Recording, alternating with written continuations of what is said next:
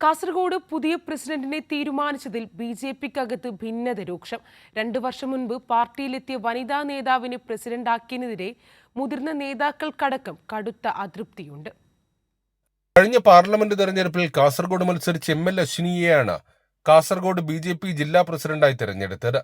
Mangaluru BJP നേതാക്കളുടെ നിർദ്ദേശത്തിൽ ദേശീയ ജനറൽ സെക്രട്ടറി ബി.എൽ. സന്തോഷാണ് സംസ്ഥാന പ്രസിഡന്റ് കെ. സുരേന്ദ്രൻ വഴി അശ്വിനിയെ നിയമിച്ചത്. പുതിയ പ്രസിഡന്റിനെ തെരഞ്ഞെടുത്തതിൽ പാർട്ടിക്കകത്തുള്ള അതൃപ്തി സ്ഥാനാരോഹണ ചടങ്ങിൽ പ്രതിഫലിച്ചു.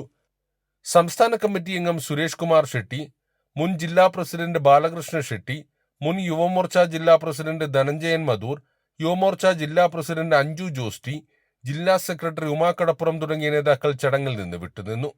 പ്രസിഡന്റിനെ തെരഞ്ഞെടുക്കുമ്പോൾ പ്രവർത്തകരുടെ അഭിപ്രായമോ വികാരമോ പരിഗണിച്ചില്ലെന്നാണ് ആക്ഷേപമുയരുന്നത്. നിലവിലെ പ്രസിഡന്റ് രവീശ തന്ത്രി കുണ്ടാർ, മുൻ president K. Sreekanth, general secretary A. Velayudhan, secretary Vijayakumar Rai തുടങ്ങിയവർ പ്രസിഡന്റ് സ്ഥാനം പ്രതീക്ഷിച്ചിരുന്ന പ്രമുഖരാണ്. എന്നാൽ മംഗളൂരു ലോബിയുടെ നോമിനിയായാണ് അപ്രതീക്ഷിതമായി എം.എൽ. അശ്വിനിയുടെ കടന്നുവരവ്. ദക്ഷിണ കന്നഡ ജില്ലാ പ്രസിഡന്റ് സതീഷ് കുംബാല സ്ഥാനാരോഹണ ചടങ്ങിൽ പങ്കെടുത്തു.